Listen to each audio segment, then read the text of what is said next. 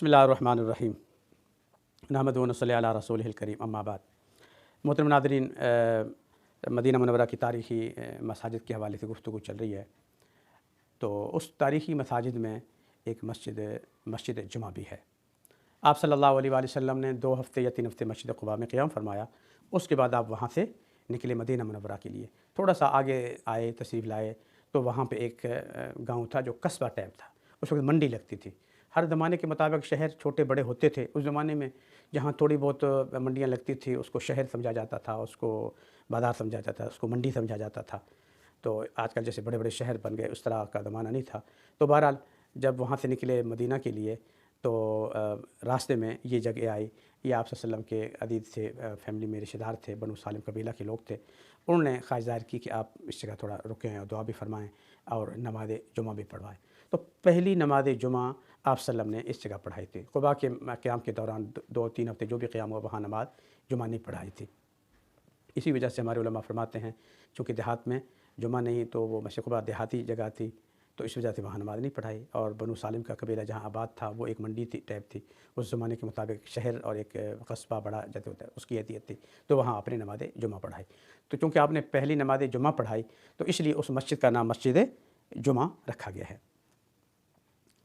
تو ابو خیثمہ ایک مشہور صحابی تھے جو تبوک کے سفر سے رہ گئے تھے، لیکن پھر آپ صلی اللہ علیہ وسلم کو بھارت پہنچ بھی گئے تھے، تو وہ بھی اسی قبیلے سے تعلق رکھتے تھے۔ اور اسی علاقے کے 2 لڑکے تھے عیسائی تھے جن کو آپ صلی اللہ علیہ وسلم کافی ترغیب دیتے تھے، اور ایک آدھ دفعہ ذرا سختی سے بھی کہا کہ آپ اسلام قبول کر لو، تو اس پر قرآن کریم کی پھر آیتیں بھی لا اکراہ فی الدین قد تبین الرشد من الغی، کہ آپ دین میں داخل کرنے کے لیے آپ کسی کو مجبور نہیں کر سکتے، یہ آیتیں بھی اسی مقام پہ نازل ہوئی ہیں۔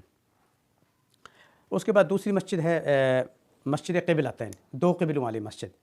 یہ 2 قبلوں والی مسجد یہ وادی عقیق میں ہے، بڑی مقدس وادی ہے۔ آپ صلی اللہ علیہ وسلم ایک دفعہ وہاں تشریف لے گئے، یہ بنو سلمہ کا قبیلہ بھی وہاں آباد تھا۔ تو آپ صلی اللہ علیہ وآلہ وسلم نے ایک خاتون تھی، بیمار ہو گئی تھی، صحابیہ بوڑھی اماں، تو آپ ان کی عیادت کے لیے تشریف لے گئے۔ آپ صلی اللہ علیہ وسلم اپنے صحابہ کرام کا ان کا خیال رکھتے تھے، پتہ چلتا تھا کوئی بیمار ہے تو اسپیشل ان کی عیادت کے لیے تشریف لے جاتے تھے۔ تو وہ بوڑھی اماں بیمار تھی تو آپ اسپیشل عیادت کے لیے تشریف لے گئے۔ تو انہوں نے پھر خواہش ظاہر کی کہ یا رسول اللہ تشریف لائے ہیں تو ہمارے ہاں کھانا بھی کھا کے جائیں، تو آپ صلی اللہ علیہ وسلم نے ان کی دعوت بھی قبول فرما لی۔ تو کھانے کی وجہ سے پھر تھوڑا سا ٹائم بھی لگا، تو اس دوران نماز ظہر کا وقت ہو گیا، تو آپ صلی اللہ علیہ وآلہ وسلم نے ظہر کی نماز پڑھائی۔ تو یہ وہ زمانہ تھا کہ مدینہ میں آپ کے تشریف آئے ہوئے کوئی 16-17 مہینے گزر چکے تھے، اور یہاں چونکہ زیادہ یہودی عیسائی آباد تھے اور وہ بیت المقدس کو اپنا قبلہ تصور کرتے تھے، تو اس لیے آپ صلی اللہ علیہ وسلم نے یہاں آ کے فیصلہ کیا کہ بیت المقدس کی طرف منہ کر کے نمازیں پڑھیں، کیونکہ حضرت عیسیٰ جو آپ سے پہلے نبی گزرے تھے ان کا قبلہ وہ تھا، تو اس نسبت سے ان کی طرف منہ کر کے۔ مکہ میں تو آپ کی ترتیب یہ تھی عام طور پہ، آپ صلی اللہ علیہ وسلم مکہ کے اس کونے میں کھڑے ہو کے نماز پڑھتے تھے، بات کرتے تھے کہ بیت اللہ بھی سامنے ہو اور بیت المقدس بھی سامنے ہو، دونوں آمنے سامنے۔ لیکن جب مدینہ میں آ گئے اب بالکل مکہ چلا گیا، بیت اللہ چلا گیا جنوب میں، اور بیت المقدس چلا گیا شمال میں، اب یہ ممکن نہیں تھا۔ تو آپ صلی اللہ علیہ وسلم نے نمازیں 16-17 ماہ بیت المقدس کی طرف منہ کر کے نمازیں پڑھی، اور اگرچہ آپ کی خواہش تھی، ہر وقت اللہ دل میں تمنا تھی کہ کاش اللہ کی طرف سے مجھے حکم آئے کہ بیت اللہ آپ کا قبلہ ہے، جو ابا ابراہیم نے اس کی باقاعدہ بیت اللہ کی تعمیر کی، ان کے والدین نے، بزرگوں نے تعمیر کی، آپ کی خواہش تھی۔ تو چنانچہ آپ صلی اللہ علیہ وسلم ظہر کی نماز بیت المقدس میں مسجد قبلتین بنو سلمہ کی قبیلے کی مسجد میں نماز پڑھ رہے تھے، ظہر کی 2 رکعت نمازیں پڑھی بیت المقدس کی طرف منہ کر کے۔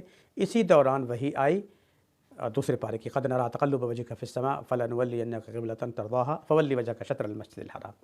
آپ کے ہر وقت خواہش آپ دیکھتے ہیں کب وحی آئے گی، کب میرا قبلہ چینج ہوگا، تو آپ آسمان کی طرف آنکھیں اٹھا کے دیکھ رہے ہیں، تو ہم نے آپ کی خواہش پوری کی، لہذا آج کے بعد آپ کا قبلہ بیت المقدس نہیں بیت اللہ شریف۔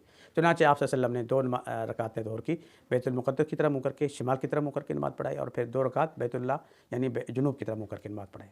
تو جو پہلی صف تھی وہ آخری بن گئی، جو آخری صف تھی وہ پہلی بن گئی۔ آپ صلی اللہ علیہ وسلم صف میں چیرتے ہوئے دوسری سے تشریف لے گئے اور 2 رکعتیں امامت کر کے نماز پڑھائی۔ تو یہ وادی عقیق میں ہے، یہ بھی تاریخی مسجد ہے کہ اس لیے اس کا نام 2 قبلوں والی مسجد ہے۔ تو جب اللہ تعالیٰ موقع دے تو آپ نے وہاں اس کی بھی زیارت کرنی ہے۔ اسی مسجد کے بالکل ساتھ ہی نا ایک آپ کو مغربی جانب جو ہے ایک قبرستان بھی آپ کو نظر آئے گی، بنو سلمہ کا قبرستان ہے۔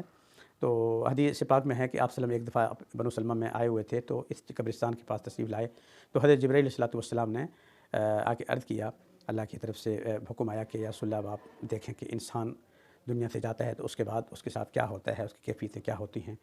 تو انہوں نے ایک جگہ پر مارا اس قبرستان میں، تو ایک بندہ وہاں سے نکلا اور اس کا چہرہ چمک رہا ہے، خوبصورت ہے اور خوش ہے، اس کے چہرے پہ خوشی کے آثار ہیں، اور اس کے بعد حکم ہوا واپس قبر میں تشریف لے گئے۔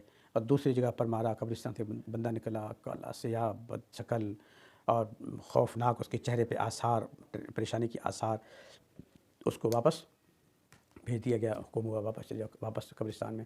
تو اس پر حضرت نے فرمایا یا رسول اللہ یہ دو بندے تھے، بندہ جو اس دنیا سے جس حالت میں جاتا ہے مسلمان ہوتا ہے، تو مسلمان ہونے کی وجہ سے اس کی قبر اس کے لیے جنت کا باغ بن جاتا ہے، آپ نے دیکھا کتنے مزے تھے۔ اور جو غلط اور کفر اور شرک گناہوں کے اس میں جاتا ہے، تو وہ مرنے کے بعد قبر میں اس کے ساتھ یہ حالت ہوتی ہے جو آپ نے دیکھا، اس کے ساتھ اس کی کیا کیفیت بنی تھی۔ تو یہ واقعہ جو حدیث میں موجود ہے، تو یہ واقعہ وہاں بنو سلمہ کے قبرستان میں جو مسجد کے بالکل متصل ہے، یہ اس جگہ پیش آیا تھا۔ آخر دعوانا الحمدللہ رب العالمین۔